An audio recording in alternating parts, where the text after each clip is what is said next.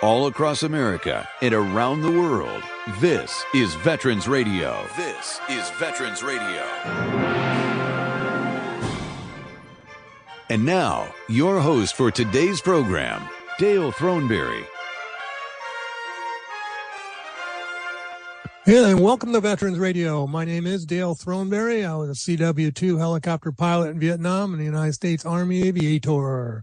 Welcome to our program. I think we've got a good one for you today. We're going to be talking with the CEO of the Yankee Air Museum, talking about the upcoming Thunder over Michigan. And the second part of the program, we're going to be talking with Ian A. O'Connor, and his book is titled The Pegasus, the Top Secret Kennedy Assassination File. You got to stick around for this one. This is really a great story. I think you're going to really enjoy the interview that we do that.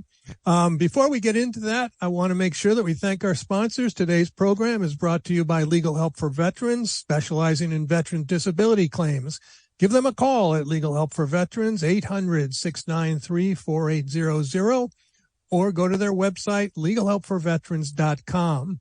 The National Veterans Business Development Council, better known as NVBDC, is the nation's leading third-party authority for certification of veteran-owned business. You want to do business with the federal government, you got to be certified as a true veteran-owned business, and this is what this organization does for you. For more information, you can go to their website, nvbdc.org, or give them a call at 888-237-8433. The Charles S. Kettles VA Medical Center here in Ann Arbor, Michigan. We think it's one of the best ones in the country, of course. For more information, go to va.gov/Ann Arbor Healthcare. We also want to thank our local veterans organizations for their long time support of Veterans Radio. This is our 20th year, folks, if you can believe that or not. But anyway, it's the Irwin Press Corps and American Legion Post 46 and the Charles S. Kettles Vietnam Veterans of America Chapter 310, both here in Ann Arbor, Michigan. If you would like to support Veterans Radio, please just go to our website, veteransradio.org, and click on the donate button. We are a 501c3 nonprofit corporation, and all of your donations to Veterans Radio should be tax deductible. So we encourage you to do that. Just one quick note I wanted to mention. Yesterday here in the Ann Arbor area, there was a Vet Fest at Washtenaw Community College. It was a beautiful day, finally. And it was a large turnout. Many service organizations were there. We were there. I think that you should, if you have a Vet Fest going on in your local area, I know there's one coming up next month up in Fowlerville, Michigan. Check them out. It's a great opportunity to talk to many, many veterans. I talked with so many of them yesterday. It was so many story ideas came up. So I'm excited to introduce you to some of the people that I met yesterday. So yeah, if you have a Vet Fest, check it out. I'd go to that one and see what you can find out, because find out about claims. You can find out about caregivers, all kinds of things. It's just really helpful, I think, for veterans and the veteran community, and just for everybody to come out and see how the support that veterans have today. Speaking of support for veterans and speaking of really exciting times, joining me on the line right now is Kevin Walsh, and Kevin is the president and CEO of the Yankee Air Museum. For those of you that are here in Southeast Michigan, it's a great attraction. It's just a great attraction. It's the only way I can describe it. Airplanes everywhere. It's just cool. But they have a big event coming up. This is their big fundraiser coming up, Thunder over Michigan. So, Kevin, welcome to Veterans Radio. Thank you, Dale. Always a pleasure to be here. Really honored to be on the program, and thank you for your service to our country. Thank you. Thank you. It was a pleasure, and it was an honor. People, question, well, people say, thank you for your service. How sincere are they? I always like it. It's really, it kind of makes you feel good. It's been a long time now. Yeah, it's what our organization does, and obviously we have a lot wrapped up in our mission, but it is to honor and to acknowledge those that have served our country and been part of our national accomplishments, through aeronautical development, conflicts around the world. It is what we do each and every day, and we're so proud of it. Well, you have every right to be in. For those of you if you could just tell our audience a little bit about the Yankee Air Museum for those that are not familiar with it, which I can't imagine, but not everybody lives in Southeast Michigan. So can you tell us a little bit about the Yankee Air Museum and what you've got out there? Yeah, absolutely. It's a museum that's actually been around for 42 years now in Southeast Michigan, a real gem. Yeah, we think so. But, we focus on, the museum. Number one is obviously telling the story of aeronautical history through, First World War up to modern day, and encompassing all those national accomplishments and those that were part of those stories, the human interest. We spend a lot of time with special events at the museum. All the events can be seen at yankeeairmuseum.org. And of course, the really unique thing that sets us apart from so many other museums is that you can actually get rides on vintage airplanes, on 4 different vintage airplanes at this point in time, 2 different World War II bombers, a World War II transport, and a Vietnam-era helicopter. So not only can you come and learn and experience and immerse yourself in history and everything that's amazing about aviation, but also take that visceral experience and go fly in one of these incredible, restored, rare aircraft. Well, I have to tell you, I've had the privilege of flying on a couple of those, and it's exhilarating, it's exciting, and it brings back a lot of memories, really good memories, I think. Yeah, and for those that obviously had that experience during some type of conflict in our world, but for those that weren't engaged, that maybe didn't serve our nation, it gives an entirely different appreciation when you're rolling down a runway and maybe you didn't serve in World War II on a B-25, but the visceral experience of those engines, the smell, the sound, the vibrations, and just being able to step back in time and not look at it through a video and not look at it through some type of simulation. It is the real thing. You're flying in something that was there, that was in combat, survives today, is maintained today by so many of our veteran volunteers. 65% of our volunteers are veterans. It's really stepping into a completely different experience than you would normally get at a traditional museum. Well, I would certainly encourage people to go out to the Yankee Air Museum. They've got a great static display of all wide variety of different types of aircraft. They've got simulators that you can get in and see if you can get off the ground and not crash and so forth. And I found that to be really a lot of fun. I kind of lost my touch a little bit there. But the main reason I wanted Kevin to join us today is to talk about your fundraiser coming up in August, and that is Thunder Over Michigan. So what have we got going this year? Well, it's like any other year. It is a marquee event, the largest annual pure air show in Michigan, and obviously has a world-renowned presence. This is our 25th anniversary show, so if you can believe it, Dale, we've been around for 25 years doing this event every single year, and this year we've got an incredible lineup. Like usual, we've been working well over a year, about a year and a half now on this show. We're already working on the next year's show during the show that we're producing. But this is just going to be a fantastic lineup headed by the F-22 Raptor demonstration team. If you have not experienced the Raptor demo, I'll tell you, we talk about shaking the earth and having a visceral experience just watching a jet. Incredible performance by a fifth-generation fighter that it's an eye-watering performance. But for those that love the vintage aircraft and what our event was founded on, one of the only 2 flying B-29 Super Fortresses in the world, the only flying B-24 at this point in time. We're celebrating the 357th Fighter Group from World War II and the P-51 Mustang. We have KC-135 demo team coming from Fairchild Air Force Base, out on the West Coast at a Washington State. We even have a KC-135 coming from the Royal Air Force in Mildenhall, coming over, U.S. Air Force KC-135 that's stationed overseas, coming home, bringing home airmen and maintainers to come home to an air show. Many of the crews on board the airplane are from Michigan, and actually many of the staff there on the weekend are Michigan folks coming home. Well, it's a great show, and the show is on August 12th and 13th, and it runs all day, correct? Yeah, correct. And there's 2 different shows each day, so it's actually 4 air shows over the 2-day weekend. It's a format that's a change. For the last couple of years, we've done it, and our crowds love it. It's a little bit shorter time on site, but it's so convenient. You drive your car right onto the airfield. You park your car right on the airfield, and then you watch the air show from the comfort, of the space car.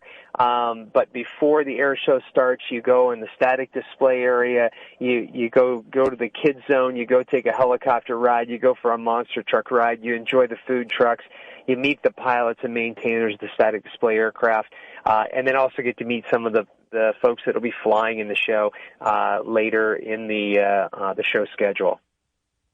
Wow. So where do we go to purchase tickets for this? I know you've got sort of a discount going on right now.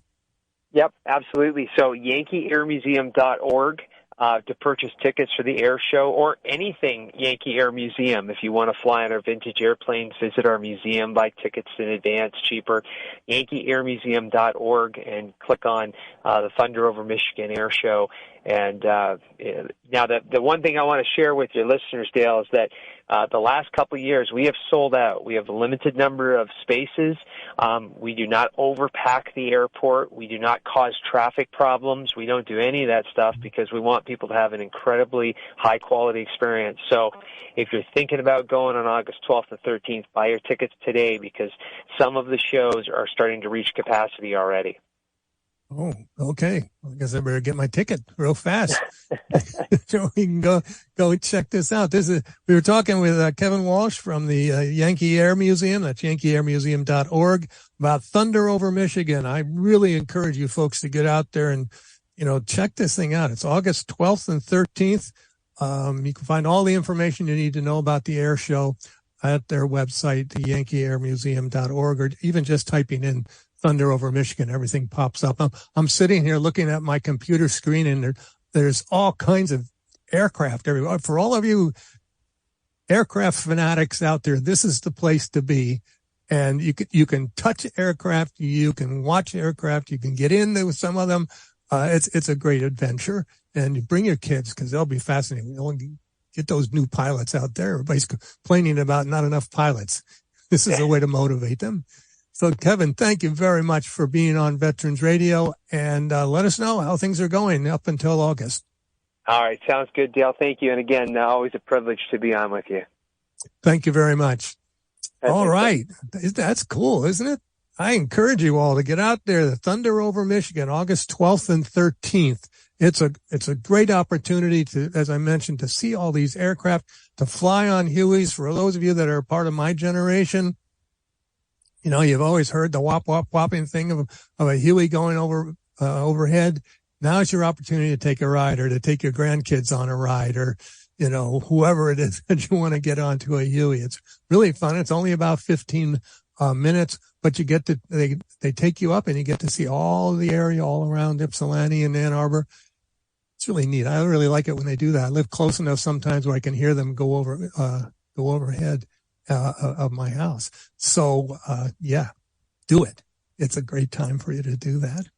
We are not going to be taking a break. I'm going to go into our interview in just a second here with Ian A. O'Connor. And I got to make sure that the A is in there because even when I was starting to look for more information about Ian, I came up with a sports writer in New York, and I'm going, wait a minute. It's, this is not right. I didn't know he wrote for the New York Post, but we're going to talk with Ian here in just a second. But I found this little, I think it was a little promo for the book online earlier this morning. So I'm going to play this to set the stage. Remember, the book we're going to be talking about is titled The Pegasus Directive, the top secret Kennedy assassination file. Don't tell anybody. Here we go. Where did it go? It's missing. Oh, okay. That's my fault, I guess. Anyway, so here we go. Ian A. O'Connor, welcome to Veterans Radio. Dale, am I talking to you? You are talking to me directly, yes. Good afternoon, and thank you for having me on. Oh, it's my pleasure. I'm going to go back and try and edit that thing back into the program. I took that clip off of an interview that you did early this year, and it's kind of this scary music thing, and there's kind of a guy with a Russian accent saying, how nice. Yeah, what you're watching here is like a 20-second promo for Hollywood. We've sent all the information out to various producers in Hollywood, hoping that somebody will say, you know what, this is right up our alley. So, I think it is right up your alley. And before we get talking about the book, it's a little scary, really, when we get to talk about it a little bit. Ian, tell me a little bit more about yourself. What was your military background? Well, my military background, as you probably know, was the Air Force. I graduated college in 64. I was commissioned in the Air Force in early 66. I started out in flight school, but got scarlet fever, so that put me into a different line of work, which ended up being in the reconnaissance area. And I spent 6 years almost on active duty at the end of at the Vietnam War from 65 to 70. Fortunate enough, somebody taught me into staying in the reserves. And, of course, that led to a wonderful career over 26, 27, 28 years. And called back to active duty for the Gulf War, and the only reserve officer given command of an active duty squadron in a fighter wing. So I had a wonderful career, both civilian and military. Ended up as a full colonel, and couldn't have asked for anything better. No, it sounds like it. It's. I wish somebody had convinced me to go into the Guard or Reserves when I got out of the service. I would have loved to have kept flying. I just didn't. I was so anxious to get out, I didn't even think about it. Well, I noticed that you were a Huey pilot. I was. And, it was pretty. That was a tough job in Vietnam. Being in the Army military. I mean, being in the Army Aviation Corps, it was a very demanding and very dangerous job. So kudos to you. Well, thank you very much. And then luckily I came back. I didn't realize how dangerous it was while I was there. That's you. It's only after reading all these books by you great authors that made me realize, what was I thinking?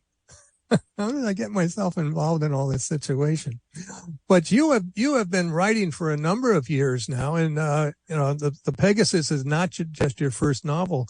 Could you tell us a little bit about some of the other books that you have written? I know that you're a member of the Military Writers Society, and which is a great group of wonderful authors, and I know how much they help each other out. And I notice you are too. I am an honorary lifetime member. Wonderful. Wonderful. Well, a little bit about my writing career. The first book I had published was The Twilight of the Day. And basically that story was at the end of the Vietnam War, 10 known prisoners of war in Hanoi Hilton were never repatriated. And in fact, as you get into the book, you find that the North Vietnamese sold them to Gaddafi.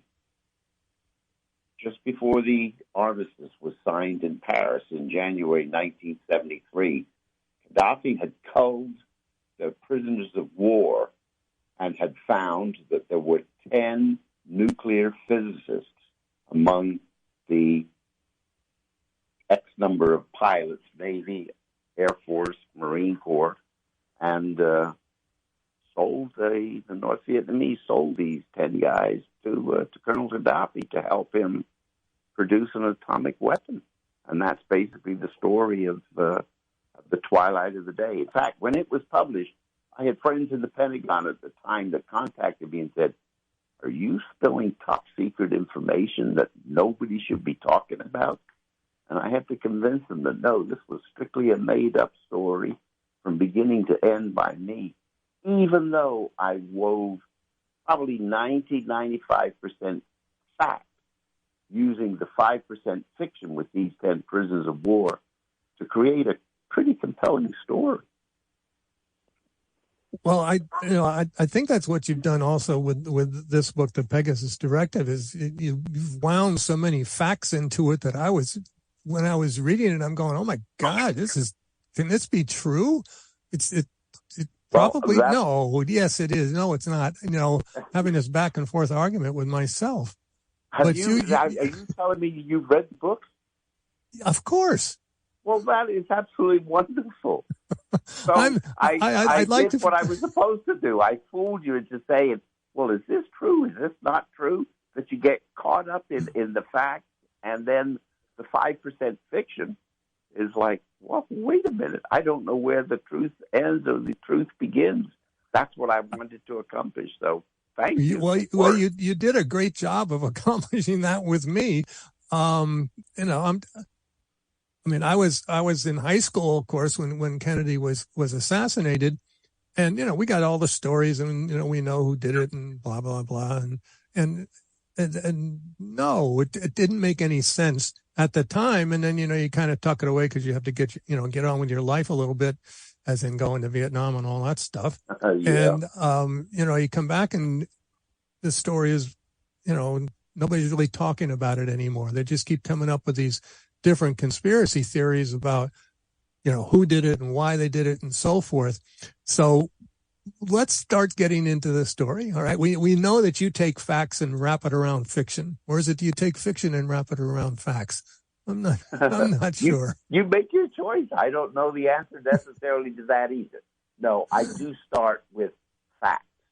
So if I know what my fact trade is from beginning to end, my story sort of evolves. But I'll spend probably 2 years when I'm writing a novel. I'll spend 2 years doing my research. And it's only after I've done the research to thoroughly get involved in the fact versus the fiction and entwine both that I say, okay, I'm ready now to write the story. To me, it makes it a lot easier to do it that way. And hopefully it works. Well, as one reader would say, I was into it when I started reading. It was one of those things I couldn't put down. Actually, I read it online, so it wasn't that I could put it down. But it was. Tell me about Pegasus and how his role in this whole thing, because you've written about this particular character before. I have. Pegasus. He was introduced with the story on the pilots in the Twilight of the Day. That's where Pegasus, was introduced to the reader, and then it just fit perfectly to reintroduce him into this story. But in fact, I originally wrote this story in 1972 to 1974. That's a long time ago. Really? Really. Okay. I sent the story to the biggest agency in New York at the time. They held on to it for like 6 or 7 months, and then wrote back and said, as much as we like the story, some of the publishing houses that we sort of bounced it off said, this is too political. And if you remember what was happening at the time, it's now 1974. Nixon is in the middle of the Watergate scandal. And the publishing houses said, you know what? This is a hot potato of a story. All of the principles are still alive. We just don't want to touch it at this time. So I had to move on with my life, move on with other stories. And I would approach it every once in a while, make some changes, tweak it. The biggest tweak of all was my writing in 1974 was appalling compared to what it is today. So I took the time to really learn my craft, and hopefully you can read that in this particular novel that, I've matured in my writing and storytelling. I in reading your biography, I saw that you went back to school and you took writing classes and, and all these different things to improve in your writing skills. And they have obviously been that. We're talking with Ian A. O'Connor, who is the author of the book titled The Pegasus Directive, the Top Secret Kennedy Assassination File. And I don't know. I have so many questions about what I want to know, where this came from. Well, let's see if I can answer a few of them. Okay, now, all right. I would start off by the caveat. I think I presented a unique perspective of what really happened in Dallas that day. But not only that, what the impact was on world events for the several years following it. It was only a springboard for what the people that pulled the trigger, if you will, what they were wanting to accomplish on the world stage. Yeah, I want to get into that. The premise of the story is that Pegasus and his cohort, I forgot his name off the top of my head. Anyhow, they Scott. Right, and they are offered. Go ahead. Anyway, no, correct me because I get excited when I talk about these things. When they were offered a Russian KGB general wanted to defect, and he thought that he had a secret movie that he felt that he wanted to get out to Pegasus and, to get the truth out about the assassination of President Kennedy. And it kind of goes from there. It's that, the guy, the general went to the Canadian embassy in Italy and he said he wanted to defect to America. See, I did read it. Wanted to defect to America, but, had to do it a certain secret way. And he only wanted to talk to Pegasus. Is that about right? That's exactly right. Yeah. Okay. And he had this film, which is the real thing in this whole book. And the film supposes. Go ahead. Now, I was going to say that particular piece of film, as you know from reading the story, was originally shot and then totally reconstructed to serve a purpose, to put the burden, the emphasis on who really was behind the Kennedy assassination. They were able to throw it away from the Russians and found a scapegoat in another country. And their biggest problem was having to convince Lyndon Johnson at the time that this is what had happened. And indeed, Lyndon Johnson fell hook, line, and sinker for hearing what had supposedly happened. What the Russians in this case were trying to convince Johnson that the Chinese were behind it, isn't that? Exactly. And we don't want to give too much away to the reader. No, I don't want to give the whole story away, but it's... I'm not saying we are. But yeah, as you know, then, it's a theory that's never been presented anywhere before. We see that different authors have said, well, the CIA was behind it. The FBI was behind it. The Italian mob was behind it. Cuba was behind the assassination. Nobody ever thought that, wait a minute, these were all red herrings. Look to who the true culprits were, who had the motive to do what happened that day in Dallas. And it was really none of the above, except the way I presented the story. Right. It truly makes sense. The premise that you put out there, it's almost too logical. It does make sense. We have Oswald, we knew from the Warren report that this thing was, this isn't necessarily the way that it happened. It came out too fast and it was too cut and dried, There was so many other things that were going on in the world at the time that all kind of played into this. And part of it, when I listened to another interview that you talked about, is that, Kennedy was the darling president of the world at the time, and everybody loved him, but he wasn't really that effective. And as you mentioned, he had earlier in 63, he had met with Khrushchev and had gotten kind of a lesson taught to him, didn't he? Oh, he sure was. The old fox took on the kid in Vienna, and he soundly beat Kennedy in the various conferences that they had, and the Russians walked away a winner in Vienna. Kennedy was put back on his heels at that particular time. Well, and the idea there is that we're talking about Khrushchev now, right? He's still in power. Nikita Khrushchev was still the Secretary General of the party in Russia. He was the top dog. Right, and so it sounded a little bit like an ego thing. For Kennedy or for Khrushchev? No, for Khrushchev. That Kennedy was getting all the publicity, and here's the guy. Hey, I'm the one that doing really good things here. Well, depending on where you are in the world at the time. In a lot of respects, Khrushchev was coming off a high. He had downed Francis Gary Powers in the U-2 incident.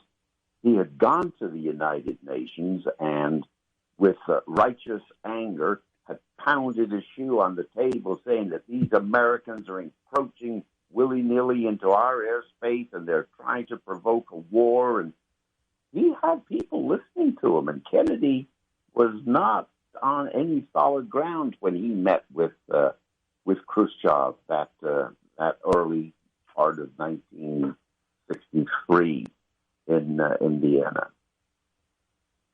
Well, I want to take a quick break here, and we play a Medal of Honor segment each week, and I want to do that right now. When we come back, I want to talk a little bit more about the world situation at the time, because I'm starting to see some parallels to things that have occurred today, especially with the capability of editing things. Let's talk about that. All right. Exactly. Will I be able to listen as you're continuing with your show? Oh yeah, you'll be able to hear the whole thing. We're not sending you away anyway. We're talking with Ian A. O'Connor. His newest book that just came out in June is the Pegasus Directive, the top secret Kennedy assassination file. All right, we'll be right back. You're listening to Veterans Radio. The Medal of Honor is the highest award for valor in combat given a member of the Armed Forces of the United States.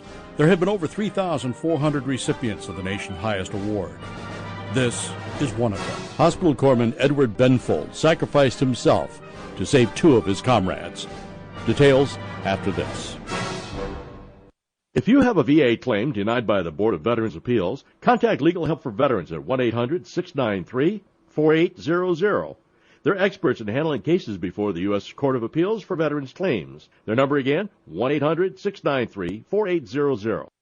When his company was subjected to heavy artillery and mortar barrages, followed by a determined assault during the hours of darkness by North Korean forces, estimated at battalion strength, Benfold moved from position to position in the face of intense hostile fire, treating the wounded and lending words of encouragement.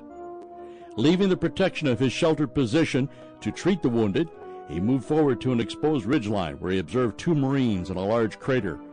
As he approached the two men to determine their condition, an enemy soldier threw two grenades into the crater, while two other enemy charged the position.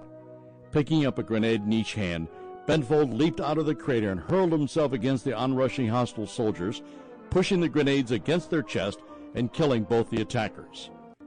Mortally wounded while carrying out this heroic act, Benfold, by his great personal valor and resolute spirit of self-sacrifice in the face of almost certain death, was directly responsible for saving the lives of two of his comrades. The Medal of Honor series is a production of Veterans Radio. This message is from the U.S. Department of Veterans Affairs. If you were exposed to toxic substances in the military, a new law called the PACT Act may make you eligible for extra benefits and care. The PACT Act benefits veterans of the Vietnam, Gulf War, and post 9/11 eras. Learn more at va.gov/PACT or call 1-800-MyVA411.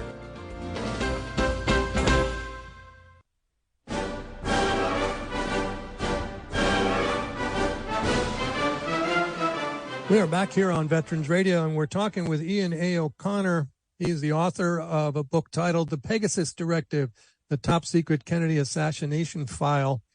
And Ian, this book is kind of a history lesson for many people because, who are the villains in this story? Well, that's a very interesting case. Different people, different countries look towards different other countries as who the villain is. For example, who does China think the villain is? China most definitely thinks the villain is the United States of America. And everything that was happening in Vietnam on its borders for the several years after the Kennedy assassination, it would certainly lead the Chinese to believe that we had an ulterior motive to get into that part of the world. So, yeah, they were not the superpower that they are today. And as well as having to worry about what's happening on their southern flank with the Americans pouring 500,000 troops into Vietnam, the Russians also had placed almost 100 divisions on the Chinese border with Russia. And they felt that they were caught in a vice that America and Russia was preparing to annihilate them and literally get rid of Mao Zedong and the communists in China. They had their backs against the wall as far as they were concerned. There were some very interesting conversations that you came up with or invented between Mao Zedong and Zhou Enlai and all these other names that we can remember for those of us that were around at the time. And you've also got the Khrushchevs and the Brezhnevs and the Dobrynin and so forth, and your turns out to be kind of a fictitious Major General Zakharov. It's the way you wish history had been taught to you. What did these people really say, and what was the reaction going on in China to what Russia was doing, to what we were doing, and who was really kind of, being the Svengali over the top of the whole thing. That's what I found so interesting with your story. Well, there are real characters introduced, as you well know. What role did the president of France, Charles de Gaulle, play in getting Nixon to agree to a possible trip and a meeting finally with Chairman Mao? The American author Edgar Snow is a real person, and he was the only Westerner that Mao Zedong had actually visited with, met with, and trusted. And he was used by Mao Zedong as a conduit into the Nixon White House to suggest, hey, the chairman would be willing to have a meeting with President Nixon, and as we know, that changed the course of history. It was. Is that part true? I keep saying, that's I don't like to say it's true or not. Was de Gaulle really involved? Oh, absolutely. Oh, yeah. Yeah. In fact, Nixon met with Charles de Gaulle in France just a few months before Charles de Gaulle died. And later, Charles de Gaulle, of course, remembered that he had a pretty good working relationship with Nixon. This was before Nixon was president, but he had an understanding of Nixon, and he agreed a lot with his foreign policy. And of course, once Nixon came into the White House, he was used finally as a conduit to suggest to President Nixon that maybe it was time to make overtures to the Chinese. So between the president of France and the American author Edgar Snow, the wheels started to turn. Henry Kissinger went on his secret trip into China to pave the way, and the rest is history, as they say. It really is. It really is. So what is your real take on the assassination of Kennedy? You propose a couple of things in the book, and And obviously, I think you must think about that. What do you think really happened? Well, I really don't believe anything that the Warren Commission put out. I mean, it was a commission of convenience. Of course, Lee Harvey Oswald was there. And of course, he probably did take a shot at the president. And he probably also hit the president with one of his shots. But he was not the assassin. And I wrote this original story, if you remember, I said between 1972 and 1974. It pretty well follows what I kind of put together knowing world history. Remember, I had a background in political science and a degree in political science and worked in intelligence. And this was all fresh in my mind back then.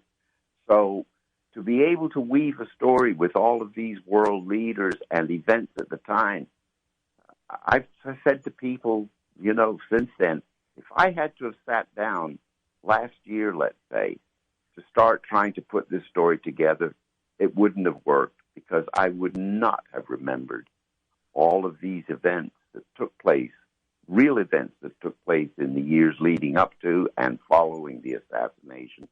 I would have been overwhelmed trying to create a story. So in kind of a way, it was nice that I had to wait 60 years after the event to be able to produce a book for the 60th anniversary that people will read and hopefully say, you know what? This is probably closer to the truth than anything we've heard to date. Well, we've all heard about, the different theories that are out there. You in your book, you talk about the grassy knoll and, the role that Oswald supposedly had in it, but he really didn't know what he was doing, it sounded like. And without mentioning names, you dropped in, it sounded like a Jack Ruby type character and some other folks that are also involved with the whole idea of it. And Johnson is just, I can't imagine, he's got to be just taken aback by this whole thing. Absolutely, he was. Absolutely. If you remember, the Russian had told him that Dobrynin, the ambassador to the United States, had a meeting just days before the assassination and told President Johnson, hey, the Chinese are up to something, we don't know what. And Johnson said, you shouldn't be talking to me about this. You should be talking to the president about it. And he said, we've already notified the president that he needs to be careful on his upcoming trip to Asia. We're getting information that the Chinese are up to no good. And, of course, Bobby Kennedy, in my story, says to Dobrynin, if you start peddling this to the press, you're going to be considered persona non grata, and we're going to get rid of you as the ambassador. So Johnson was totally hoodwinked in my story. In your story. It's a great story, folks. And again, I'm talking with Ian A. O'Connor. The book is titled "The Pegasus Directive: This Top Secret Kennedy Assassination File." It's I really wish we could tell everybody what's going on in the story, but I want to encourage them to buy the book.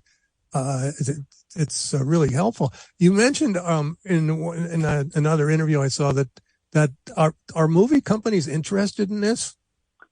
That's what we're in the process of finding out. I have hired a publicity firm to help me in Los Angeles, and they have been a big help in getting the information out. But part of it also is that they do have an avenue to some of the production companies in Hollywood. And quite frankly, with the writer's strike and the actor's strike, this probably is as good a time as would ever come to be able to have new material from a relatively unknown source, me, that they would consider looking at. So my fingers are crossed. It only takes one to say, let's pursue this. And yeah, let's pursue this. The last one was the Oliver Stone movie, which was, what's the guy's name? Garrison. Right. Which I thought was a little strange for the time when I saw it. As I said, there's got to be more to this. I think Garrison was out for his own glory there. Of course he was. Oh, absolutely he was. But you know what? Oliver Stone put together a pretty darn good story. Yeah, he did. You know, the film was riveting, and he was able to accomplish what he wanted to accomplish. So, my hat's off to the production company there, and Kevin Costner did a wonderful job. Well, you know, if you were, what are you coming up with next? I mean, this is a real page turner book, folks. I'm really, again, I encourage you to go out and get this, the Pegasus Directive. It's available now at all the places, you know, the Amazons, Barnes and Noble, and so forth. And is there an audiobook of it yet? No, not yet. Not yet. It's something that we're looking at, and it's certainly under consideration. But as you know, the print copies just came out at the end of June, and Right. And that's kind of where all our thrust has been on the marketing end. Well, again, of course, I encourage him. So what's next for Ian A. O'Connor in his writing career? I'm just about finished with a new novel with Justin Scott, who is in the Pegasus file. He is kind of the second in command, if you will, behind Pegasus. And Justin Scott, there's two other novels out there with Justin Scott in it, and the third novel is entitled The Masada Option. And if you know a little bit about the history of the Jewish people, in 73 A.D., 70 warriors, if you will, held the fortress on the hill at Masada against 3 Russian legions. They ended up all being killed, and they lost the battle. But for the very fact that they had taken on the most powerful army in the world and had really harried the Romans for a period of time, they've gone down in history, the defenders of the fort at Masada. And this book is basically a story of Israel today, where they are being basically abandoned by all of the Western powers, including the United States. And these particular men in the military, the Israeli naval officers, they undertake something that was thought to be impossible. They successfully hijack a British Trident submarine armed with enough firepower to destroy the world. Their mission was, before Israel can be destroyed by its enemies, they are going to preemptively strike at the enemies of Israel, and no matter what happens, they're going to have a nuclear holocaust descend upon the world, knowing even that Israel might well be destroyed, but their thought was better to die on your feet than live a life in slavery. And that is basically the story that's part of the Masada Option. Needless to say, the government of Israel calls in Justin Scott, who had been successful in other international incidents working against the bad guys, if you will. Mm-hmm. And that's how Justin Scott comes to help thwart what. Well, I just really enjoy your this book particularly, of course, and now I have to read the rest of them because you've got me hooked, because they're all wrapped around, you know, true stories. That's what a good author does. I would suggest that the story you will really enjoy is The Twilight of the Day. As you mentioned in your biography of me on your website, copies were sent and are still active in the both the academies, the Naval Academy and the Air Force Academy. But that particular book has lasted 20 years in the Academy Library, and it was originally suggested as reading for incoming freshmen in both academies, that this is something you guys need to really look at. Even though it's fiction, It tells a story of what life was like as a POW in North Vietnam, and the terrible tribulations and trials these men underwent. And then to think they were going to be set free only to find themselves prisoners of Gaddafi in Libya. A chilling story. I think it's one you would truly enjoy. We're going to have you back on that one. And I'm going to, as soon as I'm down here, I'm on Amazon and getting it to read. We want to thank Ian A. O'Connor. The book that we talked about today is the Pegasus Directive, the top secret Kennedy assassination file. I encourage people of all ages to read this. I mean, there's, many of us, the boomers out there, we lived through this whole thing.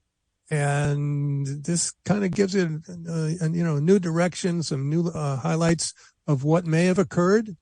And most of it makes a lot of sense to me. So, Ian, I want to thank you so much for being on our program. Dale, and likewise, my thanks to you, and a big thanks for the work you've been doing for the last 20 years. I mean, I'm impressed. Well, thank you very much. It has been an honor, and it's been a real adventure, and we've just had a great time. There are so many wonderful people out there that tell the stories of America's veterans and their military, and you are one of them. And thank you for your service, and thank you for what you're continuing to do today. Thank you, Dale, and I look forward to the possibility of meeting with you again. There we go. All right. Thank you very much. Ian A. O'Connor, author, military veteran, colonel in the Air Force. Read his books. I encourage you to do that. All right. We're coming up toward the end of the program. Next week is our benefits show. Jim Falzone and Legal Help for Veterans will be hosting that one. And make sure you get your questions in as soon as you can. My email is dale@veteransradio.org because we've become a nonprofit now. So we're kind of changing everything over to the .org. So send those in to me. We'll get those to Carol Ann, and we'll make sure we can answer your questions next week. We're going out today on a kind of a little different tune. I've been playing God Bless America all over the place. Well, today we're going out over America the Beautiful. I want you all to kind of sit back and listen to this music and think about the advantages that we have in living in this wonderful country. With all the conflicts and everything else that's going on, it's still a good place to be, and we can make it even better. So I encourage you to listen to the song, go to our website, let us know what you think, what stories we need to cover, what you want to hear. All right. So until next time, this is Dale Throneberry for Veterans Radio, and we're just about ready to say you are dismissed.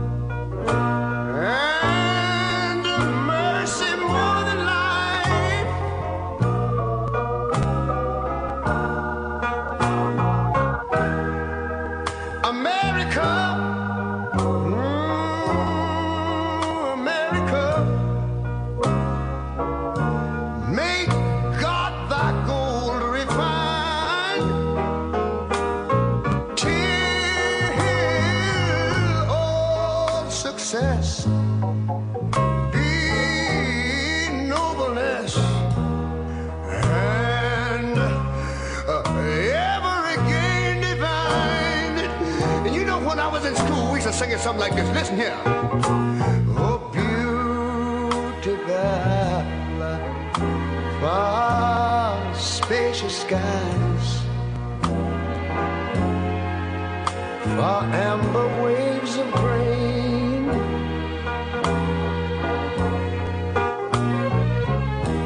far purple mountain majesty. justice. Over the fruited plain. But now wait a minute. I'm talking about America, sweet America. You know, God done shed his grace on thee. He crowned our good. Yes, he did. Every brotherhood from sea to shining sea. You know, I wish I had somebody to help me sing this.